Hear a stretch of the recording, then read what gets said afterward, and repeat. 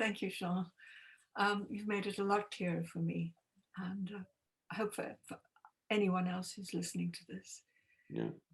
Of course, there are plenty of other issues that I'm not addressing. Then just allow me to point to one. I'm not here talking about parish life, because that's not parish life. Parish life, in my humble understanding, requires first and foremost a huge effort of adult catechesis. Because you won't have people having great thirst for spiritual life in general, of course, as a general pattern that we can observe in history. You won't have a great number of people thirsting for spiritual life, proper spiritual life, if they are not first and foremost formed and shaped by the catechism of the Catholic Church, the adult formation. I do consider that the greatest input of Pope John Paul II, who is a great Pope, is the catechism, paradoxically, because it shows us how to think, how to believe, how to practice, and how to live. The spiritual part of it is included inside of that, a bit hidden. So if the person is not prepared, the person cannot endure, cannot swallow a new powerful spiritual life. It is important to have a structure before. And the catechism is a little bit what, quoting the sentence again, which is, this is the style of life that we need. It's written in the book. Don't give me something else. The fruit of 20 centuries is in this book. But this is the parish life. This is what we need in the parishes. So we absolutely need adult formation in the parishes. And it has to be very fervent, very present. And if the persons commit to that preparation, that structuring, that Christian life, initial Christian life, you will find that many of them will be then drawn to go deeper. Yes. Then you have what I said, which is a connection with God and what I call the prophetic side of the church. And we need both. We cannot live without each other. The parish needs the prophetic side, and the prophetic side needs people who are prepared by the parish. And if the parish is not realizing this preparation, then we won't have enough people crossing the line. You see what I'm trying to say? So very clearly, if we want, I would say the shell that is not really a shell is in the Catechism of the Catholic Church. The three first parts of the Catechism are very important, and they are not yet implemented amongst the people of God. So to say that we have to find new ways, the new way is the Catechism of the Catholic Church. Give it to people. People need it.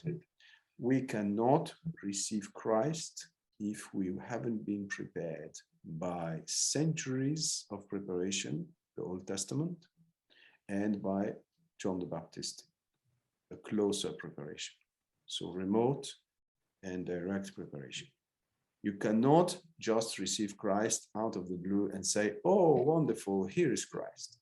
Christianity is about Christ, but Christianity is about the preparation for Christ. We utterly neglect the preparation to receive Christ. God used centuries to prepare his people, from Abraham till John the Baptist. These are centuries. And the parish plays this function or has this function of the preparation of people to receive Christ. They will have something about Christ, yes, but they need to be structured before. And unfortunately, they are not structured.